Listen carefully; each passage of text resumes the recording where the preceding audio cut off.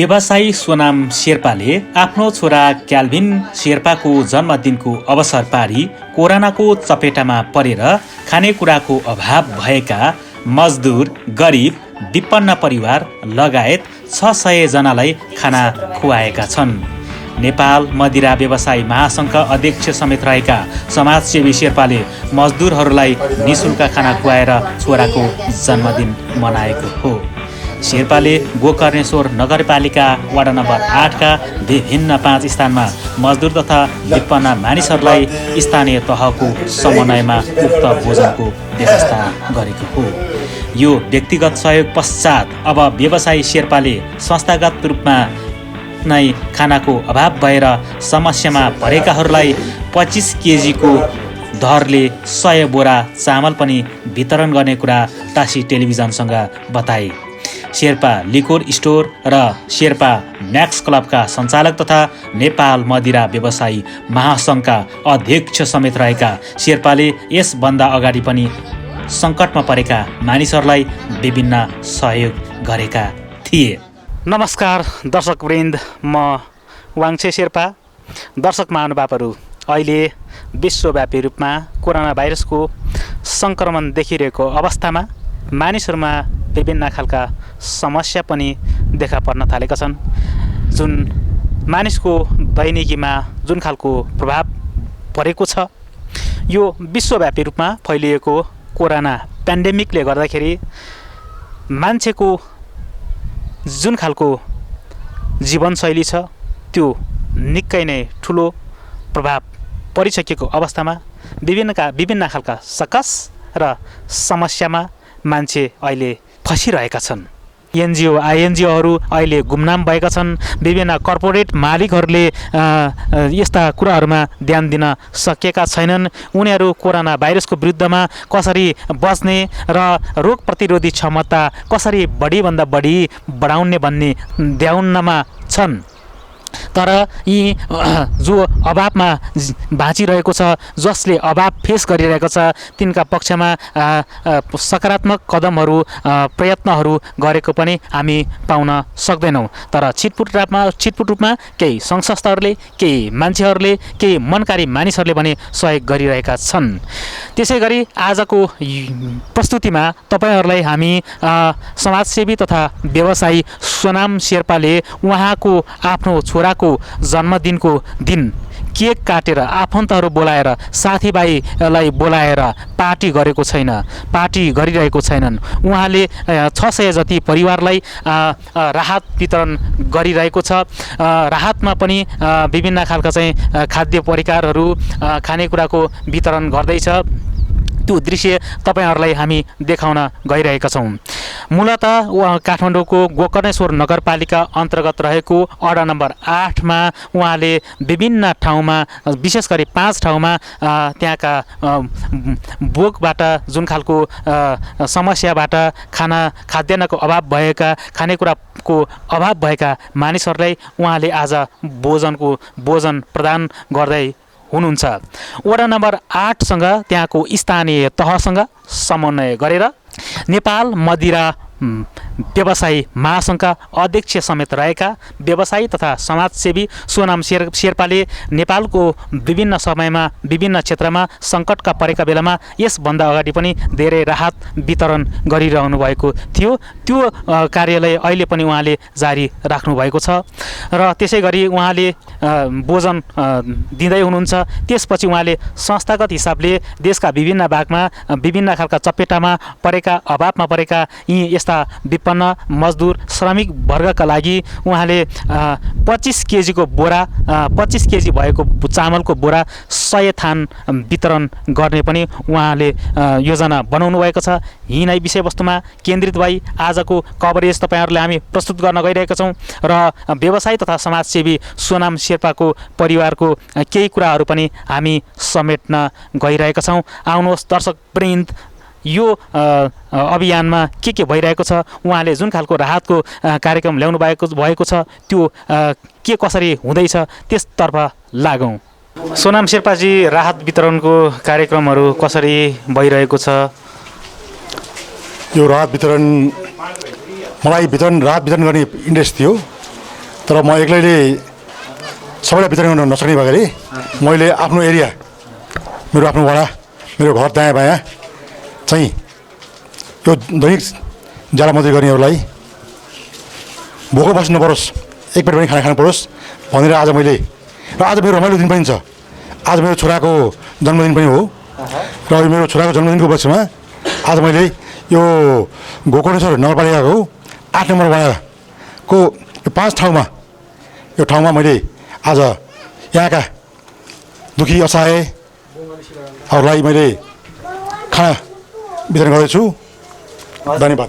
कतिजनालाई राहत वितरण गर्दै हुनुहुन्छ? लगभग आज हाम्रो 5 ठाउँमा 600-700 हाम्रो टार्गेट 600-700 जना हो, तर बढ्न पनि सक्छ र घट्न पनि सक्छ। यो तपाईँले खानेकुराहरू वितरण गर्दै हुनुहुन्छ, यो लिस्ट चाहिँ कसरी तयार पार्नुभयो, कसले सिफारिस गर्नुभयो, कसरी यिनको चाहिँ पहिचान भयो त? यो उहाँले गर्यो। हाम्रो 8 नम्बर वडाका वडा चाहिँ मनोजजीले मलाई फोन गर्नुभयो, सोरामजी हामीले यसरी प्रत्येक दिन यो हाम्रो खाना एक दिन मात्रै होइन, हाम्रो लगातार लगभग हाम्रो 7-8 दिन नै होला उहाँहरूको कार्यक्रम होला। त्यसमा आजको एक दिन चाहिँ आज मेरो छोराको जन्मदिन परेकोले आज एक दिनलाई म गर्छु है त मनोजी भनेर यो सम्पूर्ण उहाँले व्यवस्था गर्यो र लगाइ जस्ट पैसा मैले दिएँ। अब यो सबै व्यवस्था उहाँले गरेको। भनेपछि तपाईँको छोराको बर्थडेको अवसरमा जुन बर्थडे मनाउने जुन खालको अवसर थियो, मान्छेहरू आफन्तहरू साथीभाइहरू जमघट गरेर चाहिँ केक काट्ने, निकै एउटा हर्षोल्लासपूर्ण हिसाबले बर्थडे मनाउने, उत्सव मनाउने बेलामा तपाईँहरू राहत वितरण गरिरहनु भएको छ। यो अवस्थामा तपाईँहरूले राहत वितरण गर्दै हुनुहुन्छ। यो घरमा गर्दाखेरि र खर्च बाहिर गर्दा खर्च उस्तै रहेछ। अब घरमा बस्यो, अब अलिअलि पाउनु पऱ्यो, खानु पऱ्यो र त्यो हामी सीमितलाई भयो र एउटा सम्पूर्ण दुखी गरिबलाई आज सम्पूर्ण यस्ता दुखी असहायहरूलाई यसरी खुवाउनु पर्दा मलाई बहुत खुसी लागेको छ। र अबदेखि सबैले यस्ता बर्थडेहरू चाहिँ यसरी यस्ता दुखी गरिबलाई बाँड्न पाएदेखि र ठुलो धर्म भनेकै हो। धर्म भनेर मन्दिरमा गएर ढोग्ने भन्दाखेरि कुनै दुखी गरिबले को पेट भोको पेटमा एक छाक पनि खान दिनु पायो भनेदेखि त्यो ठुलो धर्म जस्तो लाग्छ मलाई। जस्तो स्थानीय सरकारले, स्थानीय तहहरूले विभिन्न ठाउँमा चाहिँ राहत वितरण गरिरहेको छ भनिरहेको छ। प्रधानमन्त्रीले पनि कोही पनि भोकै बस्नुपर्ने अवस्था छैन, सरकारले दिन्छ, व्यवस्था गर्छ भनिरहनु भएको छ। यो अवस्थामा यो बिचमा तपाईँहरूले चाहिँ यसरी राहत वितरण गरिरहनु भएको छ, तपाईँ अगाडि चाहिँ सर्नु भएको छ। यो हाम्रो उहाँले पनि बाँड्यो, हाम्रो उहाँले राहत बाँड्यो।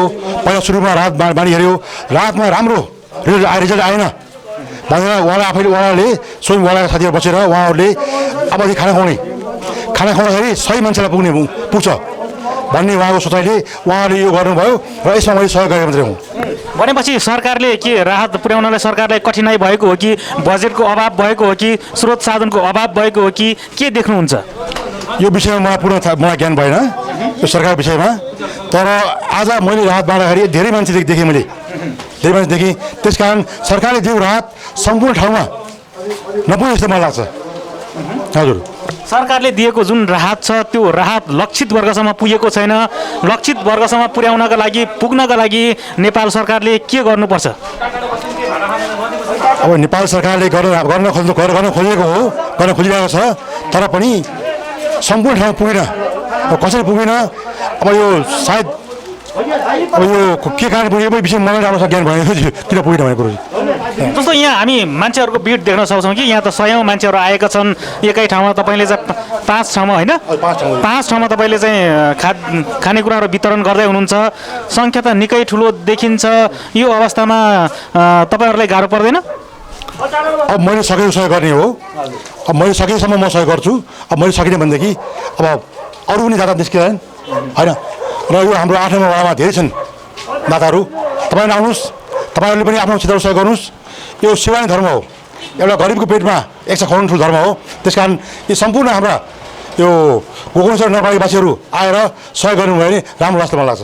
सोनाम शेर्पाजी, यतिखेर आइएनजिओहरू गायब भएका छन्। अरू बेलामा सामाजिक कल्याणको कुरा गर्ने, परोपकारको कुरा गर्ने, विभिन्न अभियान चलाउने एनजिओहरू गायब भएका छन् भन्छन्।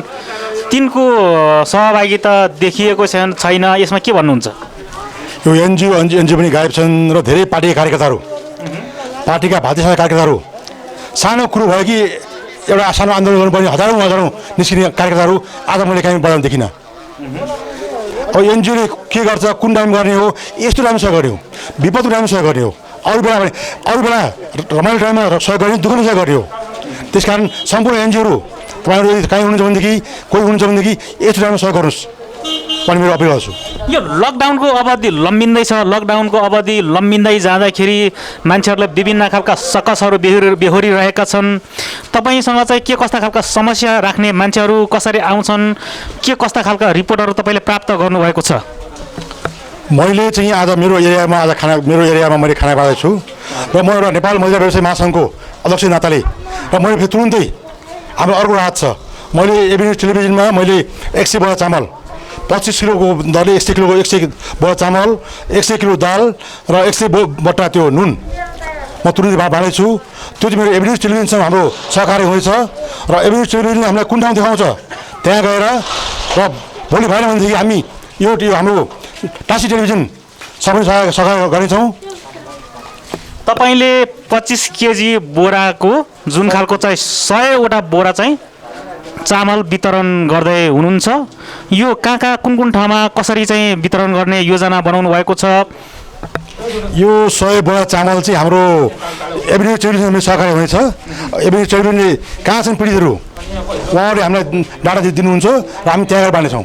तर यो आजको मेरो व्यक्तिगत बाँड्ने हो, तर त्यो चाहिँ मेरो सङ्घ संस्थाबाट नेपाल महिला व्यवसाय महासङ्घले बाँड्ने हो। यो तपाईँहरू जस्तो व्यवसायहरू, तपाईँहरू जस्तो मालिकहरू जसले चाहिँ धेरै मजदुरहरूलाई चाहिँ रोजगार दिनुभएको छ, अरू बेलामा मजदुरहरूलाई चाहिँ दलाएर चाहिँ तपाईँहरूले फाइदा लिनुभयो, तर तपाईँहरू जस्ता व्यापारीहरू अहिले गुमनाम भएका छन् भन्ने खालका व्यापारीहरूप्रति गुनासो छन्। ठुल्ठुला कर्पोरेट हाउसहरूले 100 जना, प्रत्येक कर्पोरेट हाउसहरूले, प्रत्येक व्यवसायहरूले यसै गरी तपाईँले जस्तै गरेर 100 जना, 200 जना, 500 जना मजदुरहरूलाई जुन भोकमरीको चपेटामा परेका छन्, लकडाउनको चपेटामा परेका छन्, तिनलाई यसरी चाहिँ खाने व्यवस्था, बस्ने व्यवस्था, आवश्यक सहयोग गरेको देखिँदैन, असाध्यै कम देखिन्छ गर्नेको सङ्ख्या।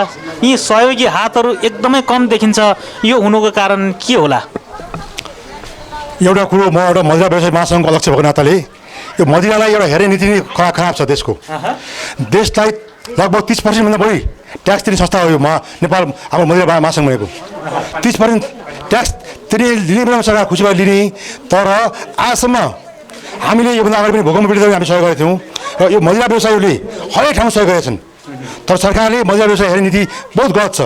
आज पनि हेर्नुहोस्, ठुला व्यवसायहरू भाटभटिनीहरूले आज महिला बेचिरहेका छन्, तर सम्पूर्ण जसले देशलाई राजस्व तिर्ने, ट्याक्स तिर्ने र लिगल रूपमा काम गर्ने महिला व्यवसाय बन्द गर्नुपर्छ हामीलाई। र आज देशमा जब महिला व्यवसाय बन्द भयो, बन्द हुने बित्तिकै यी इलिगल अवैध महिला सरकारले जस्ता अवैध भन्छ घरेलु महिलाहरू, त्यो घरेलु महिलाको बहुत बिक्री भएको छ। आज यो काठमाडौँमा मैले देखिरहेको छु, जुन तपाईँ पसन्द गर्नुहोस्, आज घरेलु महिलाको बिक्री बढिरहेको छ र यसले गर्दाखेरि हरेक जनमानसमा स्वास्थ्य पनि खराब भइरहेछ। यो घरेलु महिलाहरूको कहीँ केही हड्डी हालेको, कहीँ केही ढुङ्गा हालेको, के हालेर बनाएको हुन्छ, त्यस्तै मानिसको स्वास्थ्य पनि ठुलो असर गर्छ। र ट्याक्स तिर्ने व्यापारीलाई बन्द गर्न लगाएर घरेलु महिलाहरूलाई उकास्न भएको देशको राजस्वमा पनि ठुलो असर पर्नु हो। र सरकारले तुरुन्तै महिला पसलहरू बन्द खोल्नु लगाएर हप्तामा 2 दिन 3 दिन खोल्नु लगाएर यस्ता घरेलु महिलाहरूलाई तुरन्त बन्द गर्नुपर्छ र यस्तो भएदेखि देशलाई पनि ठुलो फाइदा हुन्छ। र आज विश्वमा जहाँ पनि लकडाउन छ, अमेरिकामा लकडाउन छ, युएमा लकडाउन छ, जहाँ पनि लकडाउन भए पनि महिला पसलहरू खुला छन्, किनकि त्यस्तै सरकारले ट्याक्स तिरेको छ। त्यसकारण देशलाई, सरकारलाई, राजस्व तिर्ने व्यवसायहरूलाई सरकारले एउटा सहयोग गर्नु पर्यो। हामी भूकम्प आएर हामी सहयोग गर्ने, बाढीद्वारा सहयोग हामी गर्ने, तर हामीले सरकारले कहिले पनि सहयोग गरेन। भनेपछि तपाईँ यो भनिरहनु भएको छ सरकार व्यवसाय मैत्री भएनन्, त्यसमा पनि मदिरा व्यवसायहरूसँग सरकारले अनौठो तपाईँहरू अनुकूल व्यवहार गरेन भन्नुहुन्छ? सरकारले मदिरा हामी व्यवसायलाई हामीसँग ट्याक्स लिने, आज मन्त्रीले खाएको तलबको 30% तलब हामीले दिएको, आज पुलिसले खाएको तलबको 30% तलब हामीले दिएको, हरेकको 30% दिने हामीलाई खोइ सेवा। अब मैले बारम्बार भने पीडित भए यस्तो भयो, हाम्रो अहिले धेरै व्यापारीहरू मदिरा भनेको प्रायः ठुलो रकम क्यासमा काम गर्ने काम कुरो हो र धेरै व्यापारीहरूको अहिले ब्याङ्कमा लोन छ, करोडौँ लोन छ, महिनाको 3-4 लाख 5 लाख प्रायः लोन नतिर्ने व्यापारी कमै छन् तर खै सरकारले के गर्यो अब हामीलाई महिला हामी लिगल्ली काम गर्ने महिला बन्द छन् आज घरेलु महिलाहरू खुलेआम बिक्री भएछ यो लकडाउनको अवधिमा घरेलु मदिराहरू बिक्री भइरहेको छन् त्यसको व्यापार फस्टाइरहेको छन् जुन दर्ता छैन जुन लिगल छैन तर तपाईँहरू जुन खालको चाहिँ सरकारलाई ट्याक्स तिर्ने तपाईँहरूको उद्योगहरू दर्ता भएको छ प्रक्रिया अनुसार चलिरहेको त्यो ठप्प छ भनिरहनु भएको छ तर यो विपत्तिमा यो असाधारण अवस्थामा सरकारले तपाईँहरूलाई केही समय व्यवसाय नगर्नु नगराउनु भन्ने खालका निर्देशन दिनु त त्यस्तो अस्वाभाविक त नहोला नि त्यो राम्रै हो सरकारले महिला बिक्री नगर्नु हामी बन्द गऱ्यौँ तर ठुला भाडबाडी पनि बेचिरहेको छ आज अब ठुलाले मात्रै गर्ने हो कि गरिब पनि गर्ने हो यो देशमा ठुलाले जे गर्ने हुने सानोलाई केही गरेर नहुने अब भाडबाडी खुलेर मजा बेच्ने यत्रो हजारौँ एउटा मिनबहादुर के नाम मैले बुझ्थेँ उसको गुरुङ धनी हुने हजारौँ व्यवसायहरू गरिब हुने भनेपछि यो सङ्कटको घडीमा ठुला माछाहरूले मात्रै पौडी खेलिरहेको छ तपाईँहरूलाई पौडी खेल्न दिएको छैन हो कुरो सही हो सम्पूर्ण अब यो आफ्नो घडीमा झन् कमाउने ठुला मिलेर कमाउने सानोलाई झन् मार्ने हेर्नुहोस् मान्छे खान नपाएर सडकमा निस्केका छन् अब धेरै व्यवसायहरू यस्तै हुँदै गयो भने भोलिको दिनमा अब पनि 1 महिनाको यो लकडाउन बढ्यो भनेदेखि धेरै हजारौँ महिला व्यवसायहरू सडकमा आउने छन् उहाँले ब्याङ्कमा आफ्नो घरेलु ब्याङ्कमा राख्नु भएको छ भोलि ब्याङ्कले ब्याज तिर्न नसकेर ऋण तिर्न नसकेर ती व्यवसायहरू सडकमा आउँछन् एकजना मिनल गुरुङ कमाउने हजारौँ व्यापारीहरू सडकमा आउने यो सडक गलत हो यहाँ तुरुन्त नै यो कुरो बन्द गरेर हरेक व्यवसायहरूलाई हप्तामा 3-4 दिन अब टाइम मिलाएर बेच्न दिनुपर्छ यो मेरो सरकारलाई यो कुरो सरकारसँग पुगोस् भन्ने मेरो माग छ भनेपछि तपाईँहरूले अहिले जुन खालको आज लकडाउनको 28औँ दिन अब लकडाउन लम्बिँदै जाँदाखेरि तपाईँहरूको व्यवसाय तपाईँहरूले व्यवसाय गर्नबाट तपाईँहरू वञ्चित हुनु परेको छ यो अवस्था कायम रह्यो भने तपाईँहरू सडकमा जुलुस निकाल्नुहुन्छ हो जुलुस निकाल्ने भनेको होइन हामी सडकमा आउँछौँ भने भन्नु हामीसँग भोलि हाम्रो घरबारी ब्याङ्कमा छ हामी भोलि ब्याङ्कको ब्याज तिर्न सक्दैनौँ ऋण तिर्न सक्दैनौँ त्यस कारण हामी सडकमा आउँछौँ ए भनेपछि तपाईँहरू अर्बपति करोडपतिबाट अब रोडपति भन्दै हुनुहुन्छ भन्ने खालको इङ्गित गर्दै हुनुहुन्छ हो लाखौँ व्यापारीहरू अब यस्तै स्थिति भयो भनेदेखि सरकारले हाम्रो पसलहरू खोल्न दिएन भनेदेखि लाखौँ व्यापारीहरू सडकमा आउँछन् सडकमा यो आन्दोलन भयो भने हामी ऋण तिर्न सक्छ हाम्रो घरगाडी ब्याङ्कले लिन्छ घरगाडी ब्याङ्कले लिएपछि हामी सडकमा आउनु पऱ्यो र हजारौँ व्यापारीलाई यसरी मारेर एउटा व्यापारीलाई तनी बनाउन सरकारको गलत हो त्यो गर्न पाइँदैन भनेपछि सरकार जुन खालको चाहिँ एलिट क्लासको मात्र अथवा उपल्लो तहको मान्छेहरूको मात्रै पक्ष पोषण गरिरहेको छ तर मध्यमवर्गीय व्यापारीहरू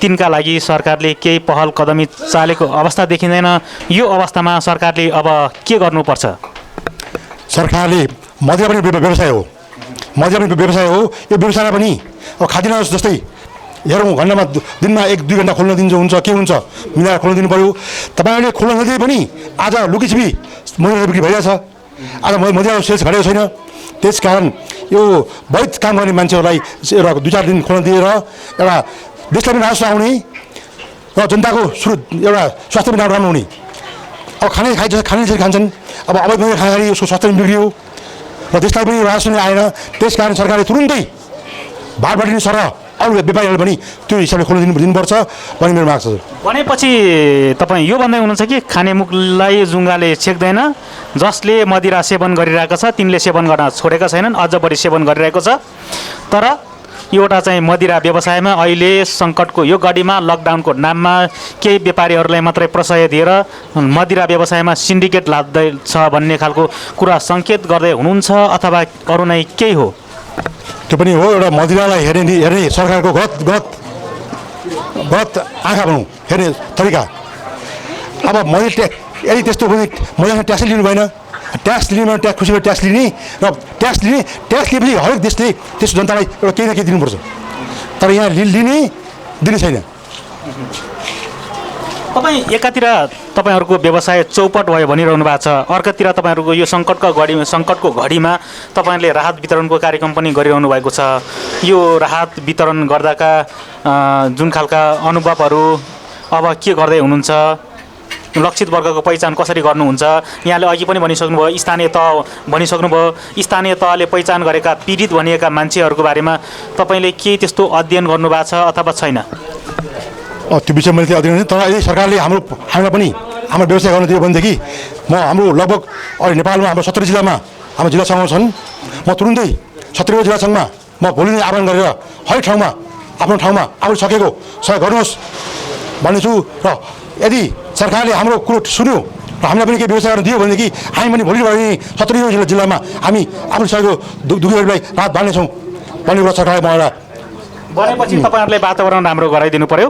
त्यसपछि तपाईँ यो सङ्कटको घडीमा सरकारसँग यो सङ्कटसँग जुझ्न यो महामारीसँग जुझ्नका लागि सरकारसँग तपाईँहरू सहकार्य गर्न तयार हुनुहुन्छ? तयार छौँ। र अर्को सरकारले जहिले पनि के भने मदिरा खाएर एउटा घरले हिंसा भयो के भयो, हिंसा भनेको सबै ठुलो बेरोजगार हो। हेर्नुहोस्, म पनि जापानमा 5 वर्ष 10 वर्ष बसेको थिएँ। जापानमा लगभग 99% रक्सी खान्छन्, मजा पिउँछन्। तर त्यहाँ मैले एक दिन पनि कुनै मान्छे झगडा देखिनँ, किनकि हिंसा भनेको कुरो नै बेरोजगार बनाउने हो। कसैलाई खाना पुग्यो राम्रो भयो किन हिंसा गर्छ? तपाईँ म पनि मजा पिउँछु हेर्नुहोस्, तर म जुन दिन अलिक बढी पिएर घर जान्छु त्यो दिन म श्रीमतीसँग डराएर बस्छु, किनकि आज पिउँछु भनेर। बरु मैले जुन दिन पिउँदिनँ नपिउँदिनँ बस्छु, ए श्रीमती ए भएन यो खानामा यो पुगेन, बरु मेरो कुनै कम्प्लेन हुन्छ, तर मैले पिएको दिन म चुप बस्छु। त्यस कारण तपाईँले के बुझ्नु, महिलाले हिंसा हुँदैन, हिंसा महिला भयो भने बरु मान्छे डराउँछन्, हिंसा हुन्न। कहीँ कहीँ एक दुईवटा घटना भयो होला, एक दुईवटा घटना झापै हुन्छन्। महिला तपाईँ आज हेर्नुहोस् त अरबमा सबभन्दा बढी कहाँ छ हिंसा? महिला हिंसा अरबमा छ, जहाँ रक्सी खाएनन्, त्यहाँ रक्सी बाँड्नु छ। कसरी भयो त्यो हिंसा? त्यो यस्तो नबुझेको कुरो छ यो। र आज यहाँ नेताहरूले पनि केही भयो मदिरालाई दोष, यता भयो उता भयो म दोष मदिरालाई। त्यस कारण तपाईँले बुझ्नु पऱ्यो, दोष यो सरकार बुझ। यो हिंसा भनेको बेरोजगारीबाट सुरु हुने हो। खाना पाएन भोक लाग्यो भने हिंसा हुने हो, खाना पाए मान्छे हिंसा हुँदैन। तपाईँ म पनि भने नि त, मैले अलिक बढी खाएँ घरमा डराएर जान्छु म, ए आज मैले अलिक बढी मजा पिएको छु घरमा डराएर जान्छु म, एक दुईजना खाएर कसरी गर्दा। त्यस कारण महिलाले हिंसा होइन, सरकारले देशमा रोजगार दिनु पऱ्यो, सम्पूर्ण बेरोजगार हटाउँ, हिंसा हुँदैन, यो म ठोकेर दिन्छु म। मदिराले घरेलु हिंसा त हुँदैन भनिरहनु भएको छ। मदिरा खाएर चाहिँ श्रीमती पिट्ने, घर परिवारमा झै झगडा कोलाहल गर्ने, गेट टुगेदर गर्ने, मदिरा यस्तो चिज हो कि निकै ठुलो मान्छेहरू जम्मा भएर रमाइलो गर्ने, पार्टी गर्ने भन्ने खालको कुराहरू छ। यसलाई चाहिँ अलिकति निस्तेज पार्नलाई सरकारले चालेको कदम होला। यहाँले भनिरहनु भएको छ कि राष्ट्रिय अर्थतन्त्रमा मदिरा व्यवसायबाट, मदिरा उद्योगबाट निकै ठुलो योगदान पुगेको छ भन्नुहुन्छ। अलिकति तपाईँहरूले अरू बेला भन्दा नि यो सामान्य अवस्थामा अलिक फरक हिसाबले सोच्नुपर्ने पो हो कि? हामीले होइन, हामीले पनि भनिन्छ, हामी सोच्यौँ सरकारले बन्द गर्नु भने हामी बन्द गऱ्यौँ, तर सरकारले आज भाटबडी खोल्नु दियो। भाटबडी एउटा पसलले खुलेर बेच्ने, हामी बेच्न किन नपाउने? हाम्रो माग त्यो मात्रै हो। हामी सरकार सहयोग तयार छौँ, हामी बेच्दैनौँ, हामी 6 महिना बेच्दैनौँ, तर सबैलाई ब्यान गर्नु पऱ्यो। कसैलाई दिने आज हेर्नुहोस् खुलेआम माठहरूले अब भाटबडीहरूले खुलेआम मजा बेचिरहेका छन्। तर यो हिसाबको व्यवसायमा अनइक्वल ट्रिटमेन्ट हुनु भएन, हामी भनेको थियो। हामी पनि बन्द गर्न चाहेछौँ, तर सबैलाई बन्द गर्नु पऱ्यो। कसैलाई खोल्नु दिने, कसैलाई बन्द गर्न पाइएन, हाम्रो बनाइयो। अब प्रसङ्गले म राहततिर नै जोड्न चाहन्छु। यो जुन खालको राहत वितरणको कार्यक्रमहरू भइरहेको छ, सरकारले पनि गरिरहेको छ, राहत वितरणमा त अलिकति प्रश्न चिन्हहरू खडा भएका छन्। अलि हुने खानेलाई नै राहत लगिरहेका छन्, घरबेटीहरूले राहत लगिरहेका छन्, जोसँग पैसा छ त्यसैले चाहिँ राहत लगिरहेछन्। वास्तविक वर्गले राहत पाउन सकेको छैन भन्ने खालको टिका टिप्पणीहरू अहिले चलिरहेको छ। यो अवस्थामा जुन खालको चाहिँ राजमार्गहरूमा नि मान्छेहरूको लामो लड्को छ, तिनलाई चाहिँ सम्बोधन गर्नका लागि कोही कसैले पहल कदमी चालेको देखिँदैन। अलिकति ती अलपत्र परेका मजदुरहरूले पनि हेरेको अवस्था देखिँदैन। यो बाटोमा मैले पनि धेरै टिभीमा देखेँ, बाटोमा हजारौँ मान्छेहरू 700 800 हजारौँ किलोमिटर दूरीमा हिँडेको गएको थिएँ। त्यहाँ हामीले गर्छौँ भनेको, हामी नेपाल मदिरा व्यवसाय महासङ्घले 10-20वटा गाडी हामी दिन्छौँ र हामी पुऱ्याइदिन्छौँ भनेको। तर सरकार यो हामीले 2-4 ठाउँ बुझ्यौँ, तर यो सम्भव छैन, यो गर्न पाइँदैन भनेर नगरेको। यदि त्यो भयो भने भोलि नै हामी 10-20वटा गाडी लगाएर ती जो मान्छेहरू जहाँ पुग्नुपर्ने हो तिनीहरूलाई हामी पुऱ्याउने व्यवस्था गर्छौँ। भनेपछि जो बीच बाटोमा अलपत्र परेर बसिरहेका छन्, हिँडिरहेका छन्, खुट्टामा ठेला उठाएर बोकाइ सडकमा हिँडिरहेका छन्, ती मान्छेहरूलाई तपाईँहरूले उद्धार गर्न खोज्दै हुनुहुन्छ, तर सरकारले असहयोग गरिरहेको छ भनेर बताउनुहुन्छ। यो अवस्था कसरी उत्पन्न भयो होला? सरकारसँग तपाईँको समन्वय कुराकानी कतिको भएको छ? सरकारले हामीले बारम्बार गृहमन्त्रीसँग मैले बारम्बार भेट्न खोजेँ, अर्थमन्त्रीसँग भेट्न खोज्यौँ, तर उहाँहरू मदिरा भनेपछि टाढा हुने, ट्याक्स तिर्ने बेलामा उहाँहरू अगाडि आउने, तर कुनै पनि कुरो मदिरा भने उहाँहरू एउटा के भने यो एउटा आफ्नो यो नामको लागि काम गर्ने। अब मदिरासँग आउने बित्तिकै हो के हुन्छ कि फलानाले मदिरासँग बोल्यो, मदिरा विषयमा बोल्यो भने बित्तिकै भोलि उसलाई केही गाह्रो होला कि भनेर कसरी हुन्छ मदिरा हटाउनु खोज्ने, त्यो मदिरा ब्यान गरौँ भनेपछि राम्रो गऱ्यो। यो हाम्रो एउटा समाज पनि गलत भइसक्यो। भनेपछि समाज र सरकारले मदिरा व्यवसायलाई हेर्ने नजर अलिकति राम्रो छैन। राम्रो छैन। ए सरकार महिला 90 दिनसम्म कम्पनी बन्द गर्नु न कम्पनी व्यवसाय किन्तु हामी त अरूबाट ल्याएर बेच्ने मान्छे हौँ। यदि नेपालमा मदिरा बन्द गर्ने भने कि पुरा कम्पनी बन्द गरौँ न कम्पनी बन्द गरौँ सुधार्ने साहब भयो कसरी पनि मलाई नपिउँ आनन्द भयो। अब कम्पनी खोल्न बजारमा लाइसेन्स दिने कम्पनी खोल्न लाइसेन्स दिने फेरि बजारमा आएर दुनियाँ त्यो नाटक गरेर व्यवसाय दुखाउने काम बन्द गरोस्। यो लकडाउनको अवधिमा तपाईँको टोल छिमेकमा अलिकति प्रमुख समस्याहरू चाहिँ के देख्नुहुन्छ? अब मैले देखेको समस्या यही नै हो। धेरैजनाहरू भोका हुन्छन् होइन। यहाँ धेरै मान्छेहरू बिचरा बाहिरको मान्छेहरू हुनुहुन्छ। काठमाडौँ घर भएको मान्छेहरूले त काठमाडौँ लगभग खाइरहेछन् तर बाहिरको मान्छेहरूलाई खाना छैन। धेरै मान्छेहरू भोको बस्छन् त्यस्ता मान्छेहरूलाई एक घाँस आज एक दिन भए पनि मैले दिउँ। अब मेरो छोराको बर्थडेमा मैले रमाइलो गरेर खानुभन्दा यसो दुःखी गरेर बाँडौँ भन्ने उद्देश्य हो मेरो। र मेरो वाडामा मैले आज गरेँ र भोलि पनि म यसो हेर्दै जान्छु र भोलि पनि परीक्षामा म सहयोग गर्ने तयार छु। भनेपछि यो स्थानीय तहको चाहिँ समन्वयमा दैनिक रूपमा राहत वितरण गरिरहेको छ विभिन्न दाताहरूको सहयोगमा। तपाईँहरू जस्तो दाताहरूको सहयोगमा अरू दाताहरूको चासो तपाईँको जस्तो चासो अरू दाताहरूको के छ? सबैले सहयोग गर्नुहोस्। हुन्छ हाम्रो आफूले अब एकजनाले सबै ठाउँमा सहयोग गर्न सकिँदैन। आफूले आफ्नो एरियामा सहयोग गरौँ। कसै पनि नेपाली दाजुभाइ दिदीबहिनीहरू भोको हुनुपर्छ भन्ने मेरो यही अनुरोध छ। हस् धन्यवाद। धन्यवाद। वडाको चाहिँ समन्वयमा चाहिँ विभिन्न 5 ठाउँमा वडा नम्बर 8मा चाहिँ राहत वितरण गर्नुभयो। यो राहत वितरण कस्तो भयो के समीक्षा कसरी गर्नुहुन्छ? राम्रै भयो। यो खास हाम्रो शेर्पामा प्रायः जस्तो बर्थडे मनाउने चलन थिएन। हजुर अहिले भर्खर नयाँ चलन हो यो। र मैले पोहोर पार्दा आफ्नो परिवारहरू बोलाएर शान्तिनो हामी फ्यामिली बसेर गेट टुगेदर गर्थ्यौँ। यसपालि चाहिँ ठ्याक्क यो वडाको हाम्रो मनोज वडा सिजीले मलाई फोन गर्नुभयो र छोरामजी यसरी राहत पार्नु पऱ्यो। यो हाम्रो क्षेत्रमा धेरै मजदुरहरू छन् यो दैनिक काम गर्ने मजदुर छन् यिनीहरूलाई के गर्नु पऱ्यो भन्नुभयो। ठ्याक्क मेरो छोराको बर्थडे नि परेछ। ठिक छ नि त त्यसो म आजको लागि म गर्छु भनेर आज लगभग 5 ठाउँ हामीले 500-600 जनालाई खाना खायौँ। आजको यो बर्थडे मेरो छोराको बर्थडे एकदम अविस्मरणीय राम्रो भयो। सबैभन्दा राम्रै भयो। ठुलो हँसी याद गर्नुहुन्छ उसलाई। मलाई खुसी पनि लाग्यो। धेरै गरी खाना पाएँ। भोका पेटले खाना पाएँ। त्यो राम्रो हो। अनि आज त क्याल्भिनको चाहिँ बर्थडेको दिन चाहिँ उसको स्कुलका साथीहरू अनि उसको उरु आजङहरू अनि आफन्तहरू धेरै जमघट भएर चाहिँ आज चाहिँ यहाँ चाहिँ केक काट्नुपर्ने पार्टी गर्नुपर्ने दिनमा आज त अलिक फरक भयो। यस्तो हुँदा त अनि क्याल्भिनलाई त अलिक रमाइलो भयो कि कसो भयो? राम्रै भयो। अब मम्मीले एकछिनमा है बेलुका मम्मीले है पहिला त्यसै गरेर मनाउँथ्यो होइन? होममेड केक लास्ट इयर त हजुर जम्मै आफ्नै परिवार भेला भएर अनि यसको केक काट्ने जम्मै अनि गगा। अनि पहिला यस्तो कोरोना भाइरस जस्तो महामारी तपाईँलाई थाहा थियो अहिलेको जस्तो? थाहा थिएन। त्यो उही लडाइँ त थिएन। पहिला त्यस्तो रोग कोरोना भाइरस केही छैन। सात दिने हो कि के भन्नुहुन्थ्यो नि तपाईँले पाला? कति दिने भन्नुहुन्थ्यो त? एउटा रोग आएको थियो 7 दिने हो कि 8 पहिला गाउँमा महामारी आएको थिएन पहिला महामारी गाउँमा यहाँ गाउँमा उहिले त्यो गाउँको मान्छे सबै भएको थियो त्यो घरै छोडेर। कस्तो रोग थियो? जङ्गलतिर गएर बस्ने 7 दिनमा मर्ने मान्छे चाहिँ। हजुर 7 दिनमा मर्दो रहेछ। 7 दिनमा मर्ने भइसकेपछि त भने नि गाउँमा त मान्छे छैन। सबै जङ्गलतिर आफ्नो जानमा त पकाए बसेर सामु तुमुल बोक्यो। म रामेछाप जिल्ला। रामेछाप जिल्ला माथि बान्ती गुम्देल गाविस छ। हजुर गुम्देल हो गाविस चाहिँ मेरो गुम्देल हो।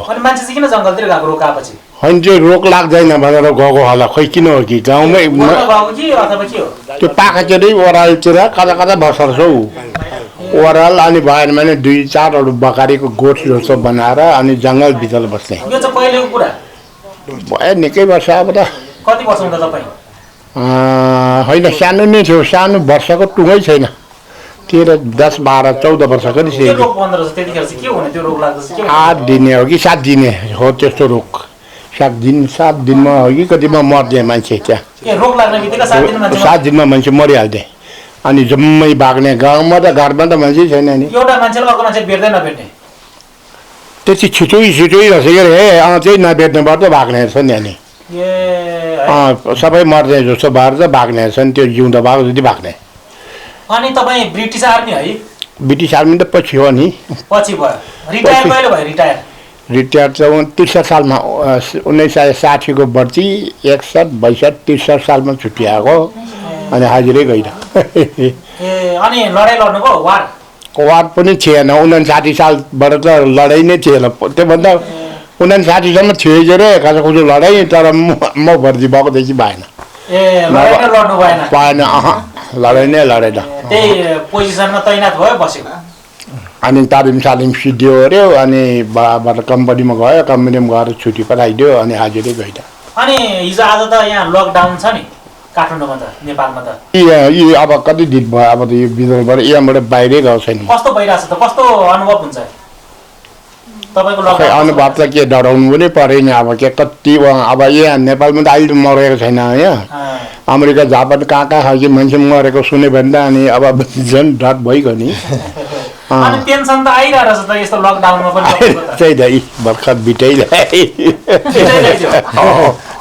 लकडाउनमा पनि घरमै ल्याइदिन्छ है अहिले पनि पेन्सन आएको थियो के अरे कम्पनीबाट फोन गरेको थियो पैसै पुऱ्याउनु भएको छ घरमै पुर्याउन आउँछ है लकडाउनमा त उसै नसक्ने जस्तो म त यतिखेर आउँछु मैले नभनेकोले पुऱ्याउनै आएछ नभए त घरमा आउनु नसक्नेहरूलाई पुऱ्याउनै आउँछ कम्पनीको मान्छे पुऱ्याउनु आउँछ अनि जिन्दगी के रहेछ त अहिलेसम्म आउँदाखेरि जीवन के रहेछ खै जिन्दगी के हुनु खै यस्तै हो ठिकै छ यो मेरो लागि त ठिकै छ पल्टनमा उहाँ बदलाजमा म बस्दाखेरि पनि राम्रै भयो अब उहाँ खाना दाना पर्स सिक्यो अब मटाएर मङ्गलबारको दिन मात्रै काँक्राको चट्नी हो कि नभए मासु सासु त्यो माछा झोल के थुप्रै खुवाउँथ्यो अनि लाउरेहरू बलियो हुने कारणै त्यो भनेपछि गगा पनि बलियो हुनुहुन्छ रोग त केही छैन होला है मजन बलियो थियो नि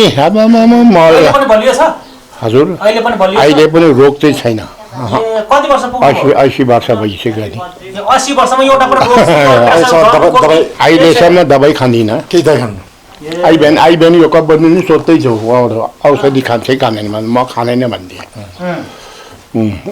अरू रोग भनेको अहिलेसम्म दुख्ने केही छैन बेलायतबाट पैसा आयो बेलायतबाट पैसा आयो बेलायतको पैसा त हो औषधि पनि सोध्दै थियो पठाउनलाई यहाँबाट सोधेको तर उहीँबाट भनौँ न औषधि चाहिँ हामीले फ्रीमा जति भने दिन्छ नि फ्रीमा दिन्छ फ्रीमा दिन्छ उही नै बस्नु पाउँछ अब यहाँबाट हामीले खर्च गर्नु पर्दैन अनि आज त नातिको बर्थडे हो नि त अनि नातिको बर्थडे हो आइदिने बेलामा अहिले थोर दिएँ अलि थोरै पायो उसको बाउले थुप्रै दिए नि थोरै नै आशिक लाग्छ नि त अलिकति भए ठुलो हो नि त्यो त ठुलै हो हजुरबाले दिनुभएको त्यो त हजुर तपाईहरु कति छोराछोरी यति हो परिवार हाम्रो यति हो जम्मा ए सानो परिवार सुखी परिवार खुसी परिवार त्यही भन्नु पर्यो अहिले खुसी नै छ हजुर छोरी क्लास 4 मा पढ्छ अब छोरीको नाम चाहिँ छेसुम शेर्पा हजुर छेसुम चाहिँ किन जानु पर्यो ठुलो मान्छे 3 जना उहाँ चाहिँ कतिमा पढ्ने छोरा चाहिँ ठुलो छोरा पारस क्लास 12 सकिसके पारस सरकार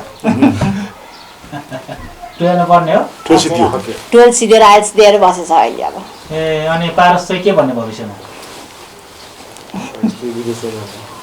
विदेश जाने बिजनेसम्यान भन्ने बुवा जस्तै ए बुवा जस्तै बिजनेसम्यान व्यापारी भन्नु ठिक छ ब्रिटिस सरकारले यो दिने पेन्सन पनि राम्रो गर्छ नि अब त्यो थोरै दिन बसेर छुट्टै आयो हाजिरै नगएको मान्छेले पैसा दिनु नहुने तर हाम्रो भने उनी पनि यो पैसाहरू तल हाम्रो नेपालीले दिने पैसा पनि त्यही नेपालीहरूले फेरि थोरै दिए हुने भने बिगार्ने चाहिँ नेपाली हुँदछ के यहाँ नेपालीले बिगार्दछ धेरै जस्तो नेपालले कुहिलिएर भयो आज कुहिलिएर कहिले बिगार्छ त्यस्तो भन्दा छ अब मलाई त के थाहा होइन म त्यति थोरै भइसक्यो तर उनीहरू आरोलिक भन्थ्यो कि अरू त्यो पुरानोहरूले भन्छ बिगार्ने त हाम्रै नेपाली हो हामी यति पैसा आउने पेन्सन पाए पनि यति भत्ता पाउने त्यो उनीहरूले यो हाम्रै नेपाली दिदी गर्दाखेरि नाटिएको हो भन्छ मलाई त के थाहा र उनीहरूले भनेको सुनेको मैले त त्यसो भन्छ अनि तपाईँसँग लडाइँ लड्ने साथीहरू कहाँ छन् अहिले लडाइँ पनि लडेन उनीहरू साथीको भर्ती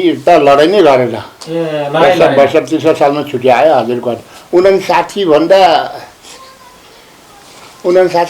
साथीको भर्ती 59 सालमा चाहिँ खासखुसुक रहेछ अलिअलि हाम्रो पनि त्यो बर्जियो भन्नेतिर खोइ कुन ठाउँमा अलिअलि रहेछ के अरे त्यो म भर्ती भइसकेपछि त्यहाँ त छँदै छैन नभए त पहिला त नराम्रो रहेछ नि फेरि भर्ती हुने मान्छेले अनि अलिअलि सिकायो अरे बन्दुक हान्नु मात्रै जानिसकेपछि अनि लडाइँमा पठाइदिने त्यसले लुक्नु राम्रो छिप्नु जान्दैन बन्दुक गएर जान्छ अझ हिर्काएर मारिदिन्छ अब अनि यहाँबाट त लुक्नु पऱ्यो सुत्नु पऱ्यो त्यो तालिम गर्ने बेलामा सर जान्छ है सिटी सर फुएपछि यहाँ गु होस् कि मुत होस् कि पानी होस् कि खोला होस् कि गप्लकै लड्नुपर्छ तालिम त्यस्तो के आर्मी होइन मतलब लुक्नुको लागि अब बद्नुको लागि अरू लडाइँको बेलाको तालिम चाहिँ त्यो दिन गरेर तालिममा त्यसै बस्नुपर्ने के टन्न हुन्छ अनि सिटी सट्टा फुएपछि बग्ला लड्नु पर्ने अनि आफ्नो अगाडि त्यतिखेर जे परोस् उठ्नु पाइँदैन त्यस्तो राम्रो तालिम गर्थे अब म त छुट्टी आएर हाजिर हुने यो पेन्सन पनि दियो नि हाम्रो भने उही पनि छलफल गरे होला के त्यो बर्जी भएर लडाइँ त्यतिखेर लडाइँ भएको भए यो मऱ्यो भने कसले दिन्छ यसलाई दिनैपर्छ भनेर दिएको हो कि जस्तो लाग्छ नभए त निकै पछि दिन्छ नि पेन्सन त